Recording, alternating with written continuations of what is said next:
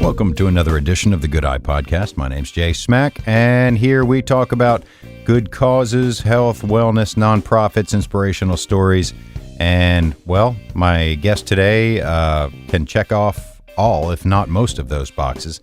It is Mark Bowers, and Mark is with the PDCHR, that is the Professional Development Consortium of Hampton Roads. And their mission is, it's very unique, and I know that word gets bandied around quite a bit, but they are there for volunteer leaders. They are there to help provide education. They work with local volunteer leaders, connect, collaborate, and coordinate with peers and experts on how to face challenges and run organizations. They provide resources that might not otherwise be there for folks that fit that description. So, and he's also a guy. He's service-oriented, and he constantly gives of himself. But he has also, in the recent past, had to learn to receive as well, which is not always easy for service-oriented individuals. So, I invite you to check out this conversation with Mark.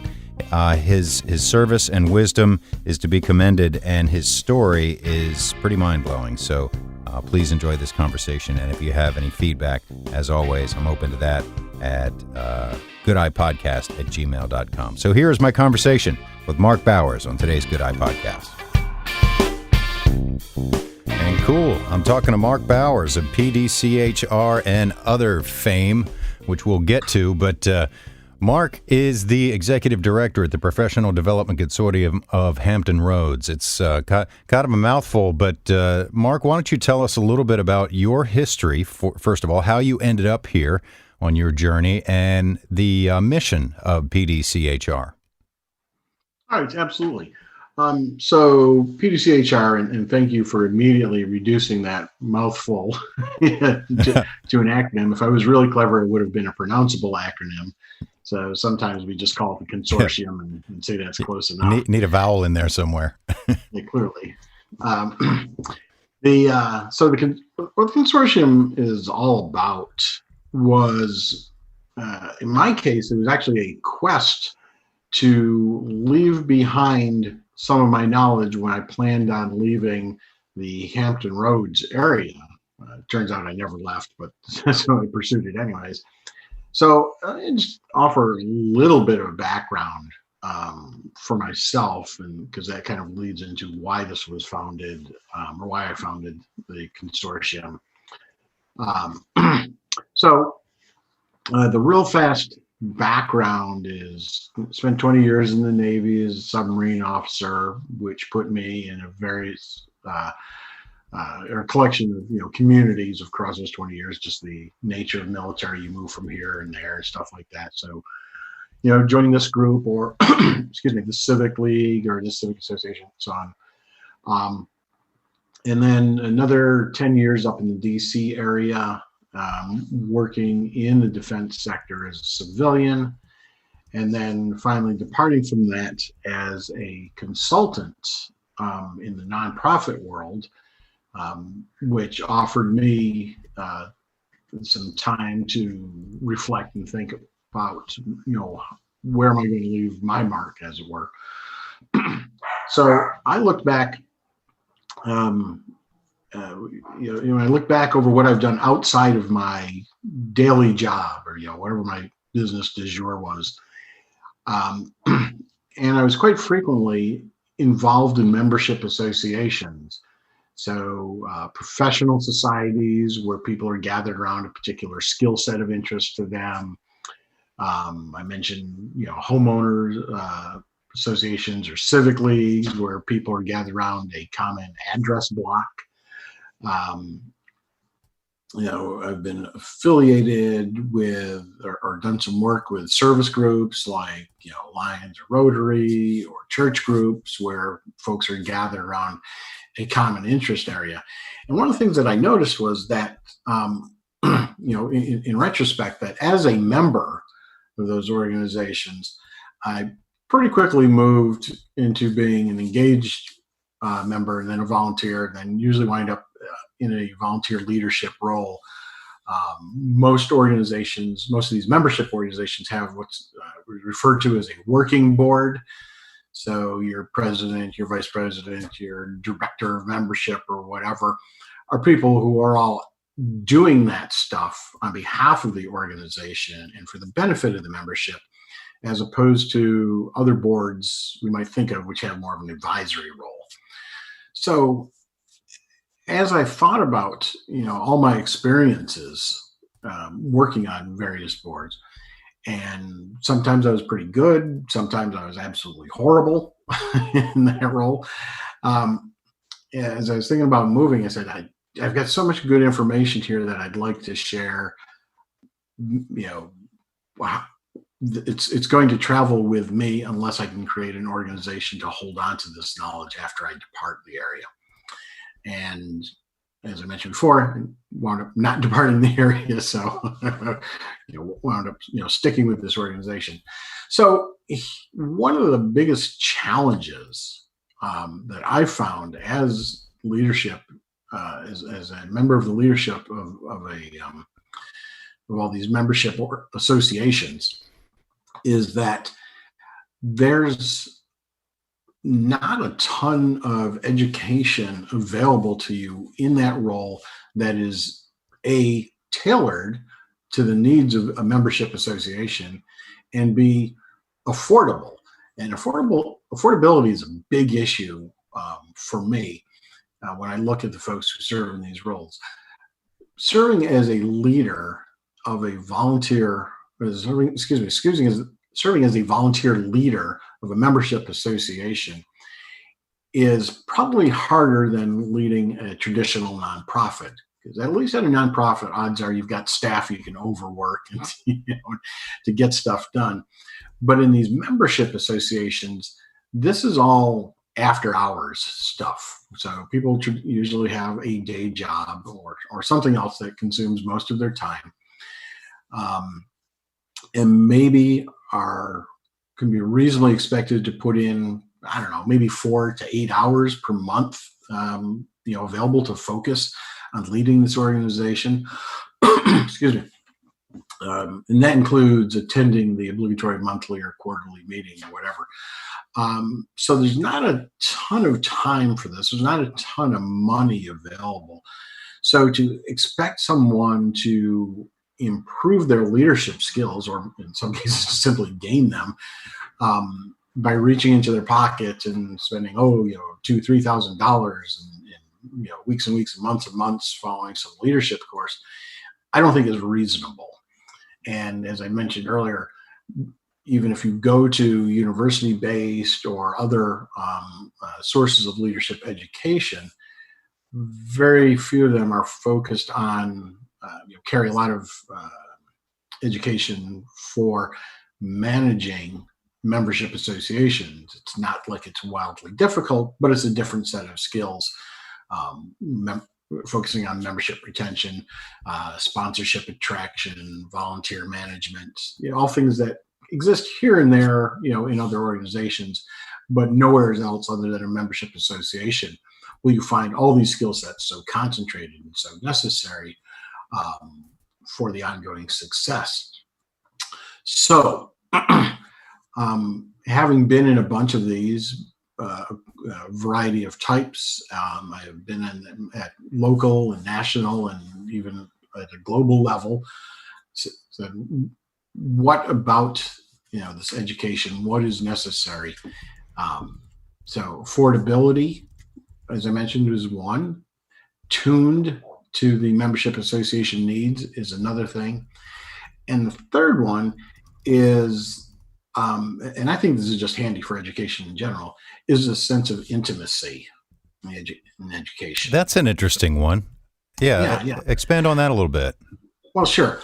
So, if we think back to, maybe like college years, there were a number of classes where you sat in the big lecture hall, the chemistry 101, right, math 101. So you're there with, about, 500 of your closest freshman friends or whatever.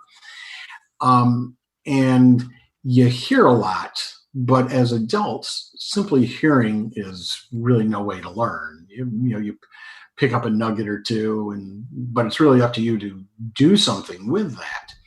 Now, going back to that college, or staying in college for a while, the thing that makes those lecture halls work were the breakout sessions. So I think we called them recitation, where you would follow up, after, at some results in your schedule in that smaller classroom of 10, 15 people, usually led by a grad student, stuff like that, or someone like that. But there's your chance for focus and to ask some questions and to try things out and, connect with your peers, coordinate and collaborate with them. So that's the part of the model that's always appealed to me, because that's how adults learn, is through repetition and through experience. And I think one of the greatest sources of experience is learning, not just your own experience, but from the experience of others. So really that's always been part of this, is to say, how do we do this for small groups? How do we provide this? So it's weird, using Zoom right now in the midst of the pandemic, and where we could, potentially have global reach. Like, no, I still really want to focus on this small community, bring small groups in. The next one we've got coming up in a few weeks, I've already got 13 people registered for that. And, I'm thinking, given my normal attrition rate of about half, that's pretty good. I'm happy to just talk to 6 or 7, or talk with, 6 or 7 people. There's your intimacy right there. Yeah, absolutely. I will tell you that it sounds, as I've described, it sounds very noble and well planned. But if we, unpack it just a little bit, that was not necessarily an original written down as part of our original mission, or something significant, a significant value to us. We saw it in action last year at a symposium we ran, and so many of the comments came back about, we loved the small breakouts. That was, it was just perfect. We wish I'd gone longer.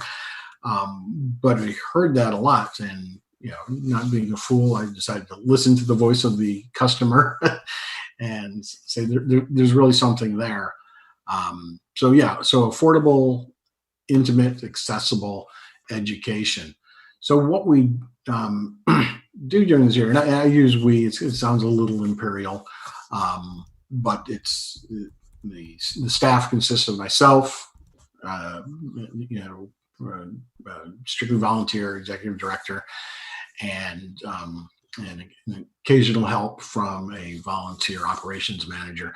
And then we have a board of about 5 people right now, who, to varying degrees as their capability and capacity allows, roll their sleeves up and get engaged with it. So the global we, or the imperial we, whichever it is, we put on at least one event a month. We've actually picked that up a little bit by being forced into the virtual world. Oh, so you've increased the events as a result. Yeah. Okay. Yeah. It was we had, just an example, we had in March, 2 events, 2 face-to-face events scheduled.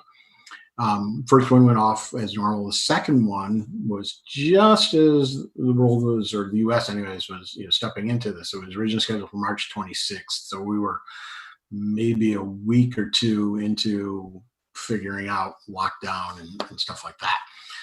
So that one, the presenter was not able, or not comfortable, I should say, converting that to virtual. So we postponed that to whenever we can, and did 3 town halls, which were a different format for us. We normally don't do anything as short as an hour. So this was a little 20-minute presentation by one of our board members on leveraging traumatic change, either dramatic or traumatic change. And some techniques to go through that and to make it to turn it into an opportunity, if you will. And so it was like 20-minute discussion, and then 40 minutes for folks to either ask questions or share their insights or challenges, stuff like that. So that was kind of neat. We wound up doing more. We're as we go through, we're still kind of doing this month by month thing. Do we change, how do we change what we do? Do we change the frequency? Do we change the intensity? But one of the things we do is we're keeping it free, because that's what we do all year long, with the exception of our symposium. We keep it accessible. So by going virtual, we've had the opportunity. It's really easy for us to try a couple different times and during the day and a couple different days of the week.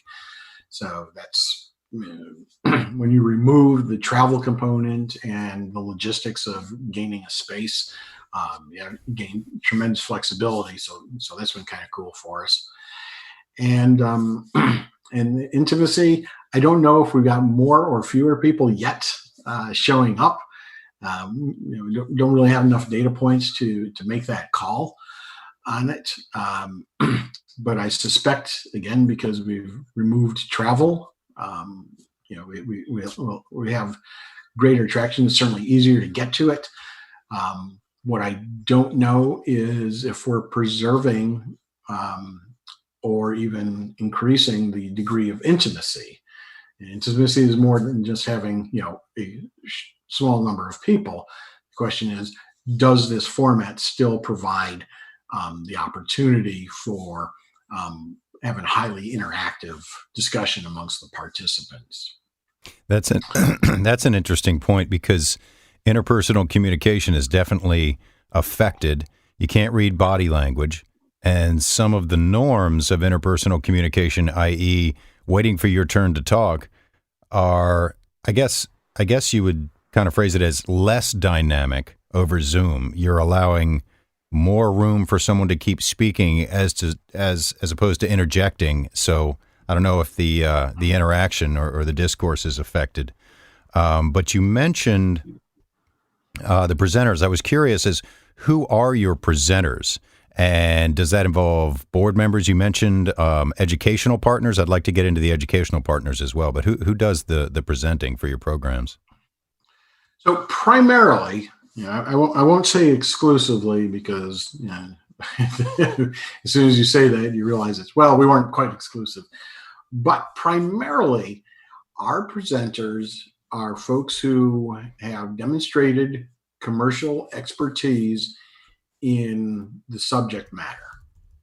So, let me just share by example.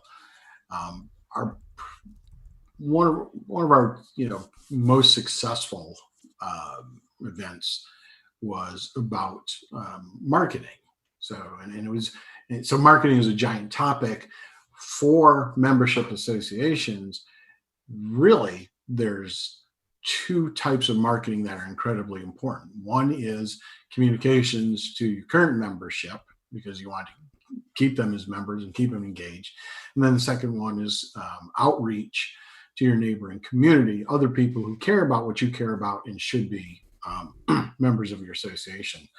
So we held a session on micro-targeted marketing. So you know precisely who your audience are. This is not billboard stuff. And I brought in a guy who's been doing marketing in Hampton Roads at that time, just shy of 30 years.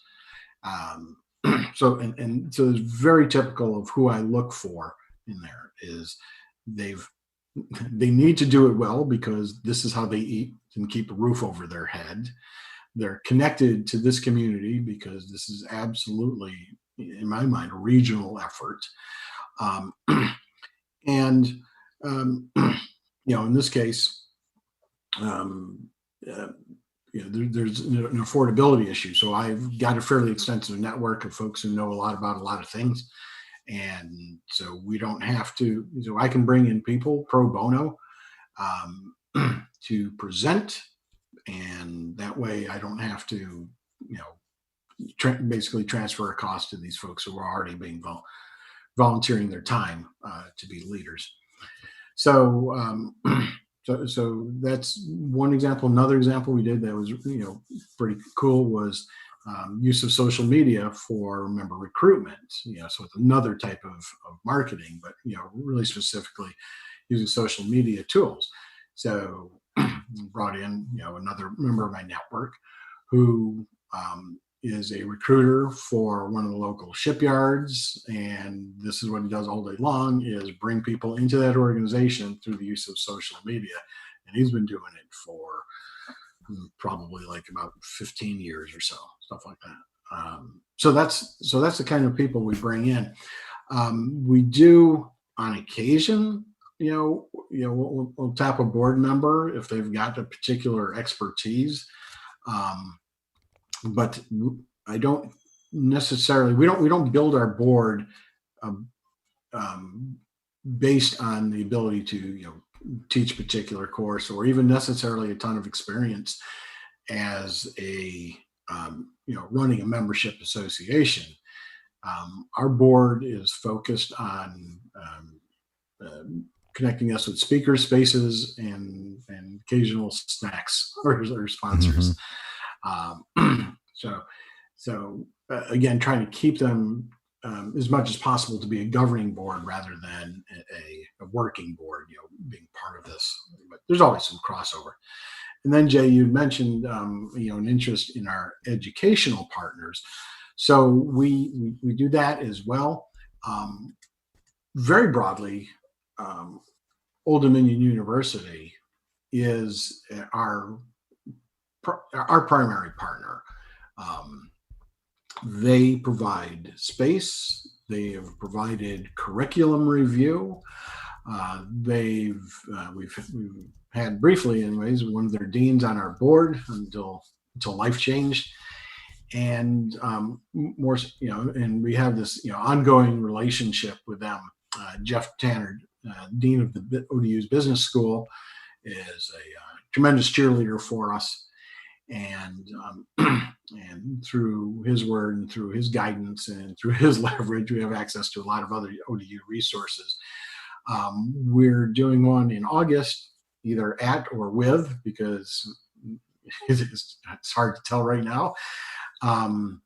ODU's Entrepreneurial Center, the Strom Entrepreneurial Center, and one of their professors will be leading a Spirit of Innovation workshop for leaders. It's like unusual approaches to your usual problems. And we tapped into in the symposium, I think we had like one or two, like associate dean and a professor participating in that as well. So it's kind of neat because we have commercial experts presenting, we have academic experts presenting. We're working on scheduling a couple seminars where we're going to turn to some of our professional society participants to say, hey, can you share your particular skill set with this group? What is it about, say, project management that might be useful to other folks who run associations, or what is there about performance improvement or talent development? So that's another series that we're working on as well. We have a number of approaches to fill our year as well. We have workshops, which is the ones that bring in usually our commercial experts. The seminars are a longer format where we do some theory as well as practice, and that's where we turn to our professional society experts as well as our academic experts. We hold roundtables, which are a lot of fun. Those are more of a birds of a feather type invitation, and we don't have a speaker. We don't have an agenda. The participants will actually build the agenda and manage the agenda in the moment. It's the coolest technique. So it gives them a chance to really connect with each other. It's not necessarily, like I said, there's no planned learning. It's like, we're going to get you guys together in the room, teach you how to do this technique. We'll be trying it out in a couple of weeks online, so that'll be fun. I've got some intensive studying to figure out how to manage that with the tool online. It's called a lean coffee technique. It's pretty neat. What size group is that if they're going to be working together? That'll be I try and hold that when we do them out in the real world, as it were. We try and hold it to groups of no more than 6. So if we have a larger number of people, in our space, we'll just break them up into, the most it's ever been for one of these is breaking it up into 2 separate groups and teaching the technique, on how to hold and manage this, or how to schedule and create an agenda and then manage that agenda for their own conversation. So what's kind of neat is, because it's all about connection, there's no right or wrong about what it is they decide to talk about. So if we invite all these membership association treasurers to the room and they decide to talk about pets, that's great. That's absolutely fine, because I think that's part of the larger educational process, is connecting with others and if it's about building a relationship in the moment, that you'll be able to leverage later, that's absolutely fine. The cool thing about associations and why it's fun to bring them together is that they're not necessarily in competition with each other. They may be facing the same issues and the same challenges in general. They operate by the same business model, but they're not going after the same people, for the most part. So the left-handed wrench turners of Williamsburg are not necessarily in competition with the Association of Fundraising Professionals in Virginia Beach, right? But they still have the same challenges. How do we do educational planning or programming planning across the year? How do we attract and retain and engage members? How do we take care of our volunteers who are actually doing some of the work? How do we turn those volunteers into volunteer leaders? So all these common challenges exist, even though they're not in competition, in the area. Yeah, it's kind of neat. So that's, and the roundtables really, really leverage that aspect. So we get together and they, like I said, they talk about what it is they care to talk about, and the gold really happens with what they do with their connections after that meeting. That's interesting. That leads me to my next question, which is kind of a 2-parter. Who is your ideal member? You mention often volunteer leadership and management. And who is your typical member? And I ask that because, is it exclusively volunteer and nonprofit oriented? So ideal member and typical member. Right. So first thing, so the best way to answer any question, of course, is with a deflective maneuver. So I just, so for the sake of the listener here, I just want to clarify that we don't have membership. Okay. When we started out, just as a little sidebar, when we started out, we thought of ourselves as a membership association, and that we would have member organizations or member people and stuff like that. It's like, that's too hard. We're an educational platform. Membership doesn't make any sense. Especially, what's the value of membership when you're giving it all away for free? So we abandoned that, like maybe about 18 months, 12 or 18 months in. So our ideal attendee, that makes sense. We'll change it up just a little bit like that. Our ideal attendee is the president-elect, treasurer, membership director, outreach director, etc., of any local Hampton Roads membership association. And there are, let's see, my database is like about 1,200 people, so that's probably represents a third of them. And that probably represents about 400 organizations that I've been able to identify. And like I said, these organizations are typically professional societies, civic leagues, fraternal service organizations, and faith-based service organizations, but really any group of people that are gathered around a common cause, common interest, and are formally organized as such. So it's like, we all really like this particular flag. Perfect. You're a wonderful group. We really care about elevating, youth in this particular neighborhood. That's great. You're welcome to come. So that's who I'm really trying to, appeal to, as my ideal or targeted audience. Typically, they show up, as do others. So it's been a while since I've had to do math for a living, so hopefully I'll get my fractions right here. But in a typical meeting, if I look across, a quarter or a year or stuff like that, about 3/8 of the people who show up are those ideal attendees, rather. About another 3/8 are folks from the more traditional nonprofit world. And when I talk about the traditional nonprofit world, I'm talking about those who are in the what we normally think about is we raise money from one group of people, we turn into programs and services, and then we give those programs and services to another group of people. Mm-hmm. So a real linear business model. But we see probably about another 3/8 of our attendees, just as many as we do from the membership associations, show up from the traditional nonprofit world. And that's because a lot of what we talk about has got a pretty good crossover. An organization with very limited resources still needs to do strategic planning, still needs to do some marketing, needs to do some type of social media. We don't necessarily detune our presentations to accommodate nonprofit world, because there's lots of other places that they can go as well. But if they can walk out and say, well, that was 70% useful, that's actually pretty good. So yeah.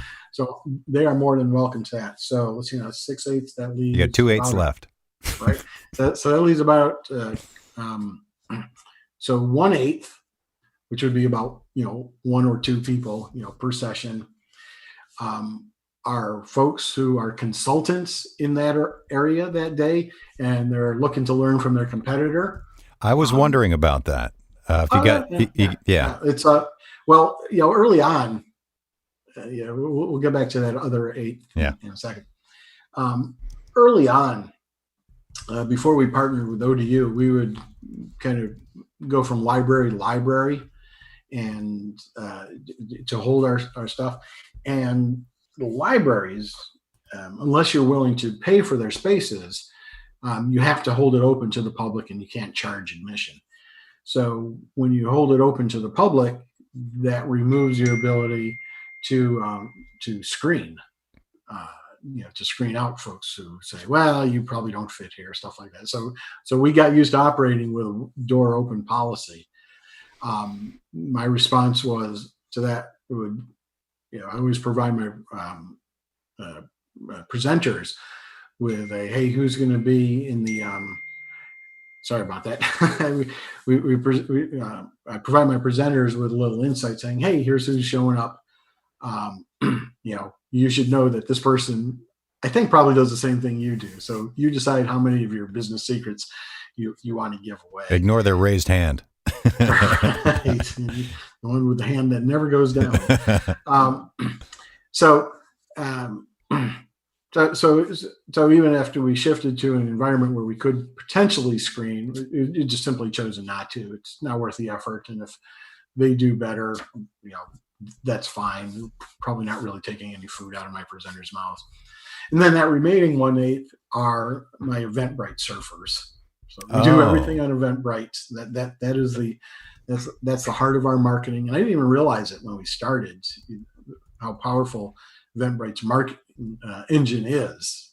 I just thought about it as a ticketing platform, but it turned out, saying I got all these people showing up, maybe more than 1/8, but a lot of people show up because, hey, that sounded interesting. I didn't have any other plans, and they are welcome too. It's like anybody who walks away from this and with anything that they can do to, help their family, help their community, that's a win. If they are able to contribute during the session, that's a win.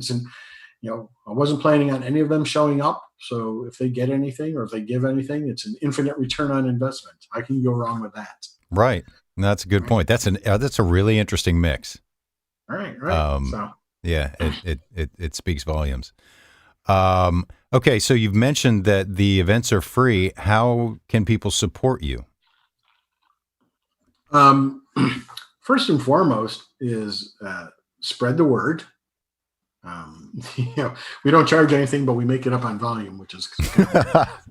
I relate to that. Right. When we do our follow-up emails to attendees, it includes a link, for them. If you want to throw a couple dollars at this is great.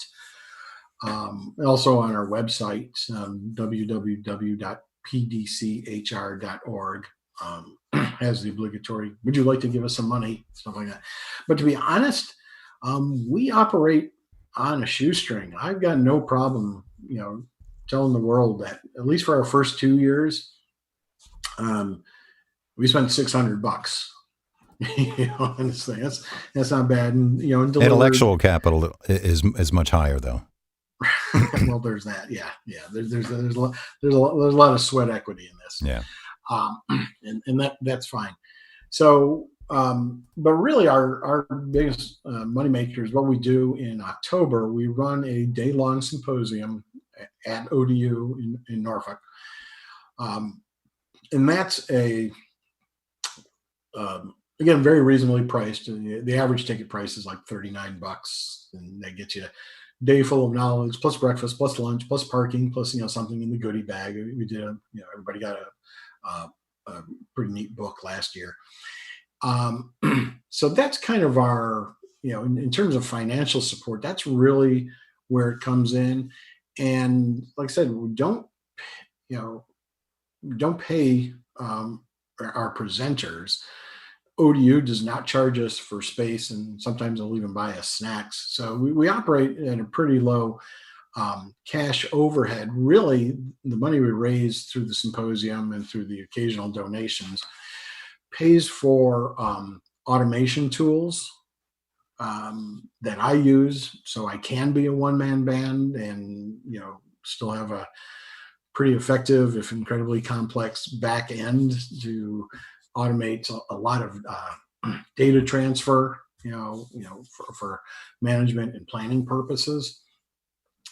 And also, to offset the, since we're a legal organization, we have all the legal fees that are associated with that. But again, like I said, we can operate pretty tight. There's no salary or no projections for salary in sight or anything like that. So, we have our hand out modestly, and like I said, our symposium is the big breadwinner for us.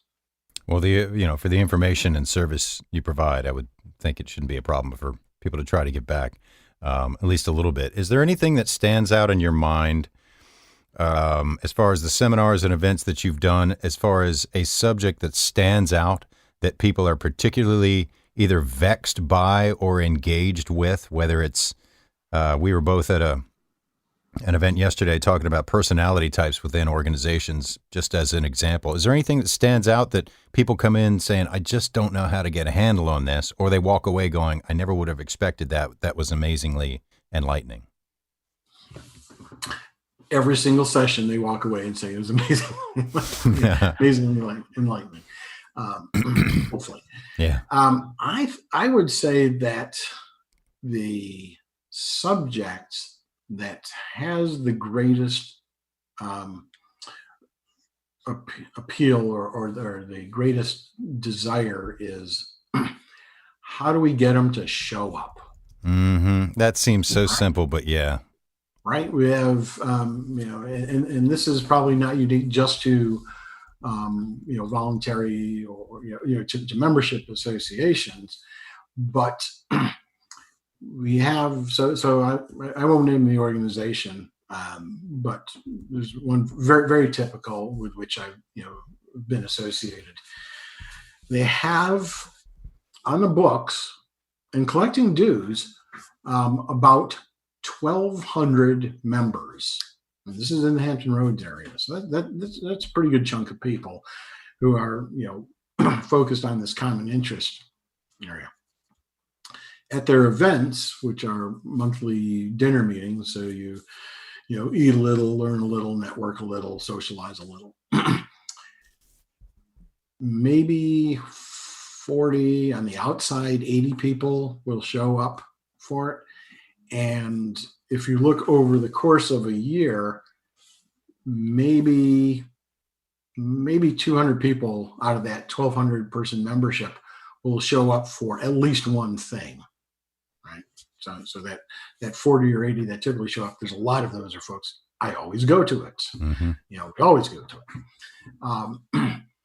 So what the heck are we doing, for the 1,000 people, out of that 1,200 that don't show up? Why do they give us their money? And it's really frustrating. On one hand, you say, well, if you don't show up and you just keep giving us your money, that's a pretty interesting business proposition. But nobody goes into the leadership, for the most part, of one of these organizations saying, how can we squeeze more money out of this and provide fewer services? No, it's incredibly frustrating across all the boards, as it were, to say, how do we get more folks engaged? How do we double that? How do we get from 6% all the way up to 12% engagement, or something like that, which sounds pretty modest, but is actually quite a challenge. So we ran a session talking about one aspect of that, kind of turned flipped the coin over and said, well, if it's not about getting some percentage of your people to show up for a thing on a regular basis, what could you do to potentially provide value to your membership between those regular meetings? What are you doing for them, if you will, online or in between? Professional societies, so this was a professional society, whatever their interest area, they generally hover around education. We want you to be smarter about this so you can do your job better or get a better job or whatever it is, or just keep the saw sharp. So what are we doing for a membership between membership meetings? Do our communications strictly based on, hey, there's a meeting coming up, you need to come to it? Or is it, hey, here's something interesting to think about.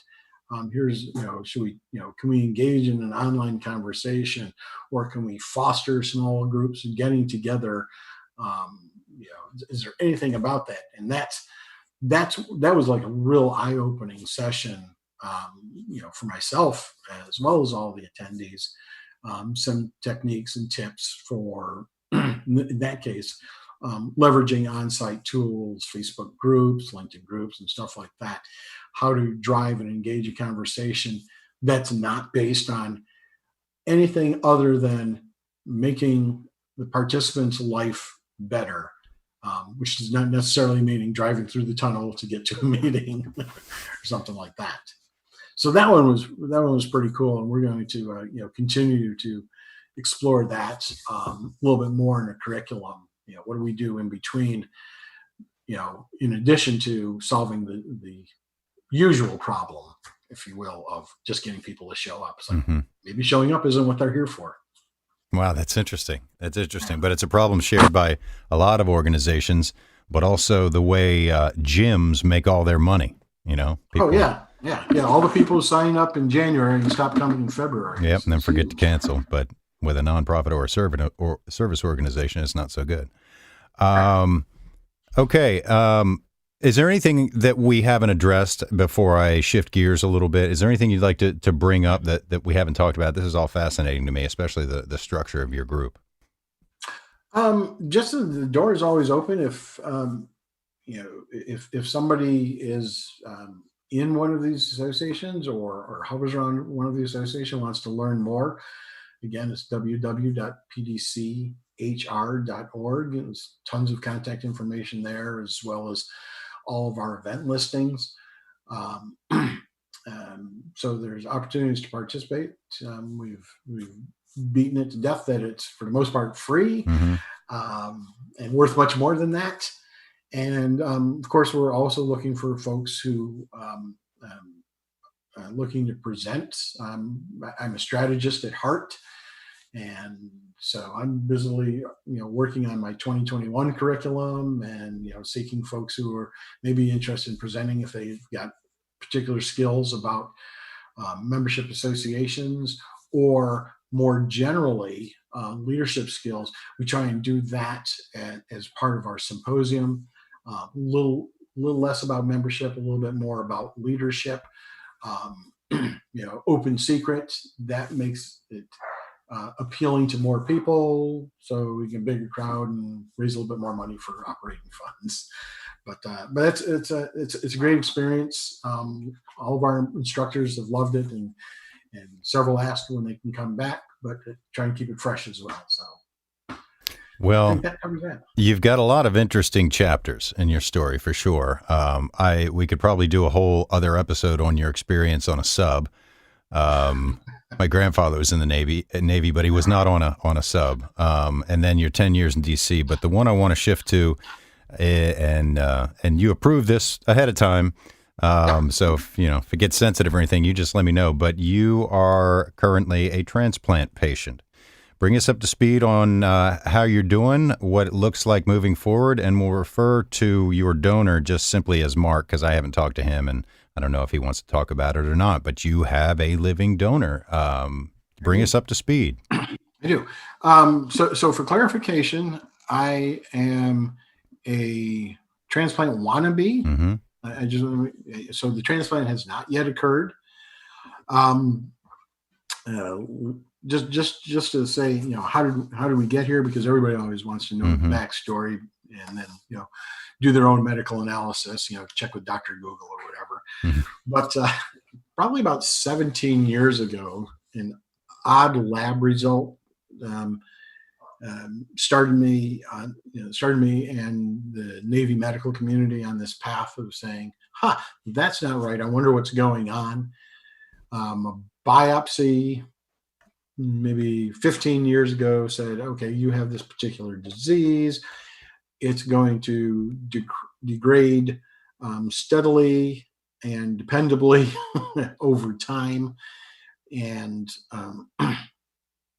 doing the math then, and for another 14 or so years, the decrease, the decrease in my kidney function continued along that path, and we said, and looked like said when it was going to hit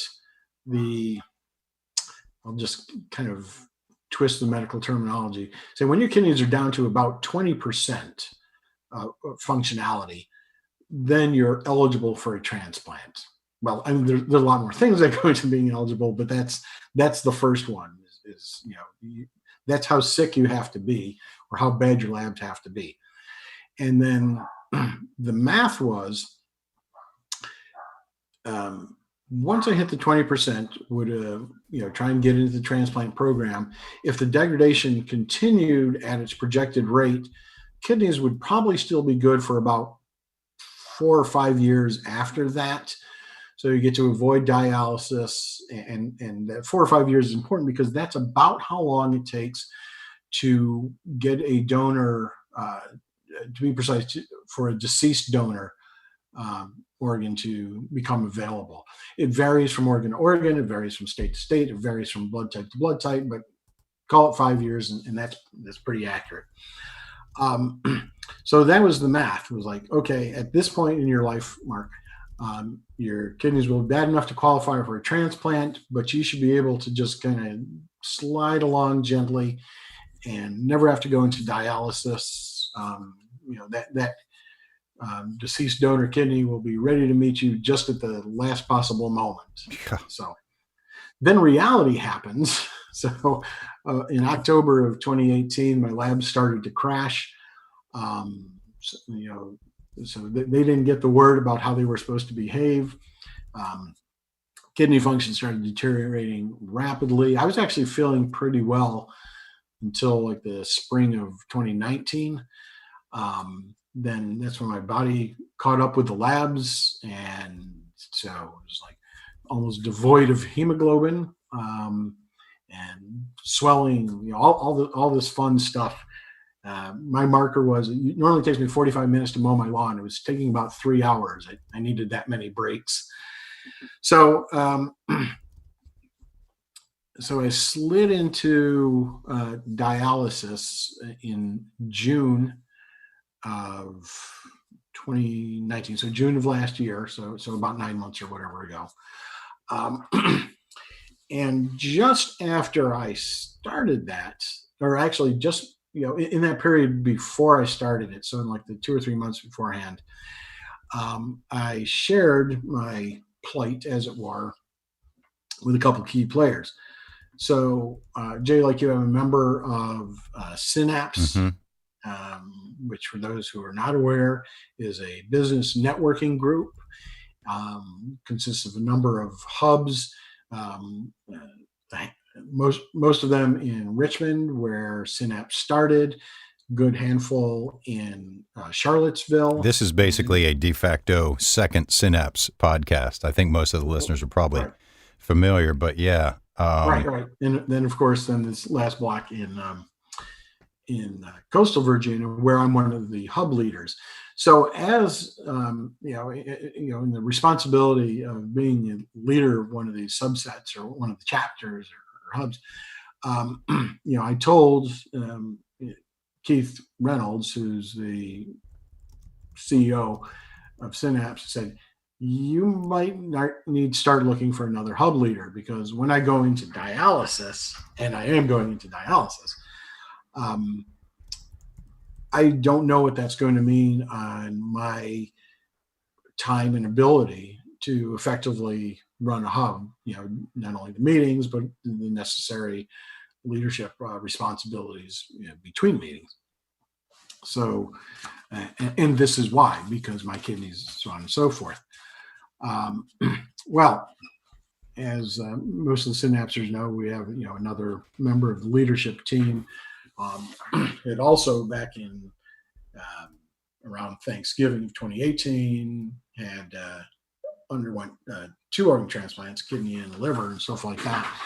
So yeah, Keith, Brian Berry, he's been on. He's been on. Mm-hmm. So Brian spoke to that. Mm-hmm. Yep. So Keith and Brian, certainly very well, attuned to this and the impact, and held that in my mind, or held that in their mind rather, not just for the sake of protecting the my hub, but also what does Synapse have a role in this and so on. So again, so for those who are familiar with the Synapse structure, you might know that one of their hubs, at least through the end of last year, was UNOS, the United Network for Organ Sharing.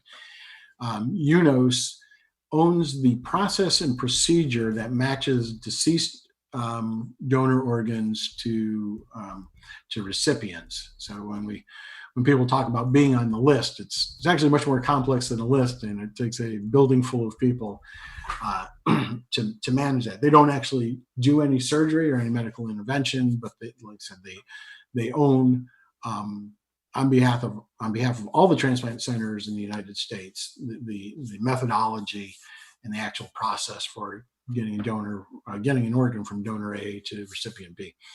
So they were a member of Synapse last year, and at one of their hub meetings, in the opening of the meeting, as they're describing what UNOS is all about, this would be back in July of last year, one of our fellow members was particularly moved, and in my interpretation, because I wasn't there, stood up and said, "By God, I'm ready to donate." And then Keith turned to that person, turned to Mark and said, "Well, sit down, because we've already got a recipient for you." And so that was on a Wednesday, and 2 days after that, Keith and Brian were attending my meeting in Virginia Beach, And at the end of it, they said, "Oh, by the way, here's a guy, and actually, it started off with Keith asked me what my blood type was, and then sending it to the other Mark, as it were. And he responded with a very good answer, which was the same blood type. And I spoke to him as soon as I could stop my hands from fluttering. I spoke to him like about 20 minutes after our meeting concluded. We chatted for a while. And then 2 days after that, on a Sunday, he was online at my hospital doing an online screening, the preliminary step to see whether or not they're even willing to talk to you about being a prospective donor. And then, so he passed that, that initial screening, and that set him on a series of tests and examinations and procedures and labs and stuff, almost as extensive as I had to go through as a prospective recipient. And it took him, and this is not atypical, but it took him about 6 or 7 months, I think, to get through all of those things. It took me, because I started before him and I finished after him. It took me the better part of a year to get through all my, check this and look at this and go check that again. It's pretty extensive. Probably the most dramatic thing was at one point this was blood work, labs drawn at one hospital. They drew 24 vials. So I was like, you should put a beer in my other hand so I can rehydrate. Specifically. So I don't think Mark or my prospective donor, I don't think they drained him quite as much, but yeah, he's certainly donated a lot of his time, a lot of bodily fluids, if you will, to the cause here. I mean, everything from there's 3 things he has to go through, or any living donor, or any transplant relationship has to go through. So one is, am I qualified as a prospective recipient? Am I qualified to receive one? In other words, let's not waste a kidney or heart or lung or whatever, on this guy. So a lot of the stuff about, health in general, tons of cancer screenings, because your immune system is suppressed afterwards and you don't really have a self-defense system there. Stress test, are you going to live through the surgery? Physiological, social, are you able, frankly, to afford the aftercare, or do you have enough insurance to do that? So there's tons of stuff that I had to go through as a prospective recipient. Then when Mark or a prospective donor, initially screens, then we have to see if, his or her kidney is a good match. So I'm not sure exactly how they do that. I think they take some of my blood and take some of his blood and mix it together. And if it doesn't blow up, maybe it's good. So it's much more complex than the initial screening, which is blood type. You're bringing to mind the old movie The Thing, when they touch the hot hanger to it and the monster the jumps out. Thanks, Ken Burns. I jumped out of my seat. Let's hope it doesn't come to that. I love that. And then third is, then the third phase of this, or third part of this, is protecting the donor's interests. So that's, going through, that's why Mark goes through, the stress tests and, physiological and psychological and all those other things to ensure that, he will survive surgery and do well afterwards. So there's, so there's a lot of math that goes into it. But like I said, we've, done all of those. And at this point, and, knock wood, unless something else pops up, we are just waiting now for the hospital to schedule. They stopped all the scheduling due to the pandemic. But now, it looks like the doors are starting to open. They'll have to clear off their backlog of all the folks in April and presumably May, got kicked off the schedule. So maybe sometime this summer, we'll go through. And then Mark can go from being a 90% hero to a 110% hero. That's the way I look at it. I think just simply volunteering, the offer was huge. Going through the test is giant, and then being at the decision point, of course, is that moment of heroism. So I'm looking forward to the opportunity to convert him from a prospective hero to a genuine hero. That's amazing, man. It's an amazing story. It's great the way you guys were brought together. I'm glad it's working out for you. I mean, it's amazing of him to do, absolutely. But yeah, I have several donors / recipients in my life. So all the best to you, man. Yeah, I appreciate that. It's it's interesting, the timing of all this. We kind of tying it back to the first part of our conversation about the consortium. So the consortium is the most entrepreneurial thing I've done in my entire life. 20 years in the nuclear Navy, not a place where entrepreneurship is, desirable. 10 years as a defense contractor, same thing.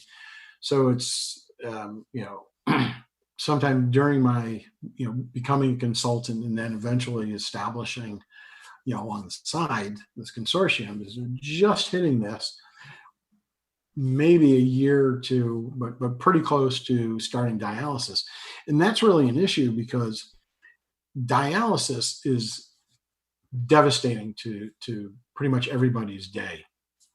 I'm happy that I'm able, healthy enough and we've got enough technology with me that I can work through dialysis. I sit there and don't give me the TV. I've got my iPad, I've got my phone, I've got my headphones, I've got my notebook. I got stuff to do. But you can't go anywhere. So you're there, generally speaking, with one arm. So you're kind of limited in your production.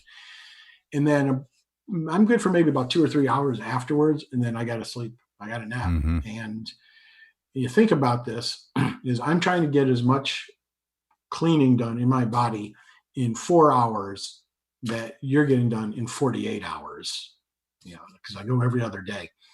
Oh, wow. So I didn't realize it was that awesome. Yeah. It'll beat you up, and that and kidney disease in general and some of the other stuff. Most everybody sleeps away the day, or a good portion of it, myself included. So trying to get all this cool stuff done, all these things that are, I finally found something where in the middle of my passion area, trying to get it done on Tuesdays, Thursdays, and weekends is, it's a bit of a challenge. Plus there's other things in life like, family, other stuff like that. So for me, the biggest part of the transplant is not so much the obvious thing about, well, you should have a working kidney, so much as it is, I think I've got other stuff to do in my life other than, kind of sleep it out. So that's what I'm really looking forward to. And it'll probably take a year after transplant to get to that new norm. Just there's a lot of babysitting that goes on post-transplant. But I'm, looking forward to, going back and what years I have left. I want to put them to use and not necessarily put them to a nap. Well, like I said, man, it's an amazing story. All the best. I want to give a quick shout out to people like Brian Barry, Heather James, who is up here in Richmond, whose story Synapse people will know. My buddy Greg, who donated. He's a living donor, donated a kidney to his brother who needed one. You and the other Mark, I probably should have contacted him. I'd love to call him out and give him credit, but just all the best, continued good health, and bless you, man. Thanks for being here. Thanks for talking about 2 of your stories. You still have about 7 or 8 in the queue, probably many more than that. I want to talk about this time on your sub at some point. It's fascinating to me. All right, that I'll be happy to. Let's put that on the calendar. All right, Jay. This has been a blast. Any chance I got anytime I got a chance to talk about myself, well, it's like one of my favorite subjects, and I certainly know something about it. So why not? Well, I'll have to join you in your fan club to yourself. Perfect. I'm going to go to Facebook right now. Excellent. All right, man. I do appreciate it, and I'll see you at a meeting soon. All right, absolutely. You take care, Jay. All right, Mark. You too, man. Thanks. Thanks again to Mark for his time, insight, and his service. He has given a lot of it to his community, and we thank him for it. And also, I'm glad he is going down the road of finding a solution to his health challenges as well.